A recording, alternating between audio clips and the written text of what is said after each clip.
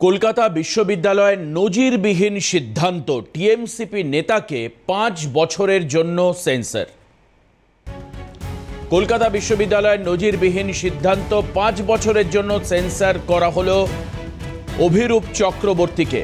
উপাচার্য শান্তা দত্তকে কটূক্তি করেছিলেন টিএমসিপির এই ছাত্র নেতা, তার জেরেই কড়া পদক্ষেপ বিশ্ববিদ্যালয়ের। আমরা দেখতে পাচ্ছি সেই ছবি, অভিরূপ চক্রবর্তী যে ছাত্র। আমরা দেখতে পাচ্ছি যে এই পাশের যে ছবিতে একদিকে উপাচার্য শান্তা দত্ত, তিনি কালকের যে সিন্ডিকেট ছিল সেই সিন্ডিকেটের সিদ্ধান্ত হয়েছে সর্বসম্মতিক্রমে 5 বছরের জন্য সেন্সর করা হলো।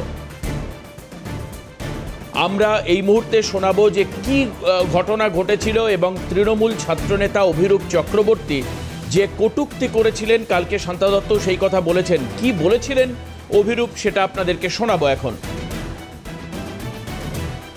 বিশ্ববিদ্যালয় এত বড় বেহায়া আমি জীবনে দেখিনি। আজ 28 আগস্টে পরীক্ষা ফেলে দিয়েছে।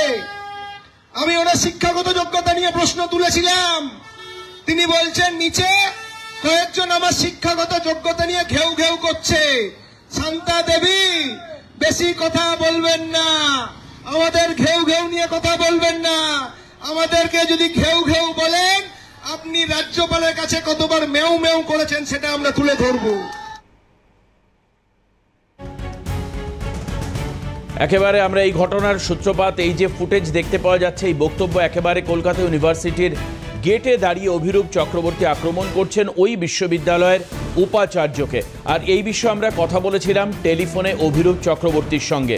সিএনএর সঙ্গে বার্তালাপে কি বলেছেন এই ছাত্রনেতা শোনাবো আপনাদের। শিক্ষামূলক আচরণ এবং একজন বেআইনি ইল্লিগাল উপাচার্য, যিনি রাজ্যপালের দ্বারা মনোনীত, সরকারের বিরুদ্ধে বারংবার মুখ খুলেছেন।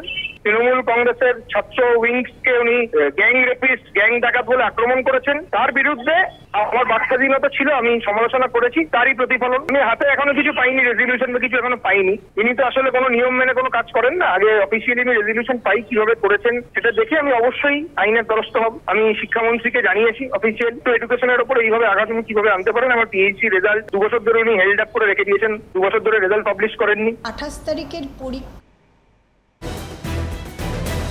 আমরা দেখতে পাচ্ছিলাম সেই ছবি, তৃণমূল ছাত্র পরিষদের যে প্রতিষ্ঠা দিবস ছিল সেই প্রতিষ্ঠা দিবসের দিন পরীক্ষা ফেলাকে কেন্দ্র করে ঘটনার সূত্রপাত। আর আমরা দেখতে পাচ্ছি ছাত্র সমাবেশের ডাক দিয়ে বিশ্ববিদ্যালয়ের গেটে এই অনুষ্ঠানের আয়োজন করেছিল টিএমসিপি এবং সেখানেই অভিরূপ চক্রবর্তীর বক্তব্য গুরুত্বপূর্ণ। আপনারা খেয়াল করলে দেখতে পাবেন একেবারে বিশ্ববিদ্যালয়ের গেটের পাশে এই অনুষ্ঠানের আয়োজন করা হয়েছিল এবং যেখান থেকে কলকাতা বিশ্ববিদ্যালয়ের উপাচার্যকে তীব্র আক্রমণ করেন এই ছাত্র নেতা। যদিও পরবর্তীকালে শান্তা দত্তের সঙ্গে কথা হয়, তিনি বলেন যে সে তখন ছাত্র নয়, কিন্তু তবুও তাকে ছাত্র নেতা বলে দাবি করছে। এর পরবর্তী সময়ে 28 তারিখে পরীক্ষা নেওয়ার ক্ষেত্রে অনড় থাকেন উপাচার্য। পরবর্তীতে সিন্ডিকেটের বৈঠক হয় এবং সেই সিন্ডিকেটের বৈঠকে সিদ্ধান্ত নেওয়া হয় অভিরূপ চক্রবর্তীকে আগামী 5 বছরের জন্য সেন্সর করা হবে। সায়ন্তন ভট্টাচার্য আমাদের প্রতিনিধি আমাদের সঙ্গে রয়েছেন টেলিফোনে। সায়ন্তন, এই যে সিদ্ধান্ত অভিরূপের বিরুদ্ধে কলকাতা বিশ্ববিদ্যালয় নিল তাদের যে সিন্ডিকেট বৈঠকে, এই নিয়ে কিন্তু প্রতিক্রিয়া শিক্ষা দপ্তরের পাওয়া যাচ্ছে, এমনকি ইভেন শিক্ষামন্ত্রীও বলেছেন। এই বিষয়ে বিস্তারিত জানবো সায়ন্তন। একেবারে যে তৃণমূল ছাত্র পরিষদের প্রতিষ্ঠা দিবসের আগেই অভিরূপ চক্রবর্তী, যিনি প্রাক্তন। হ্যাঁ সায়ন্তন,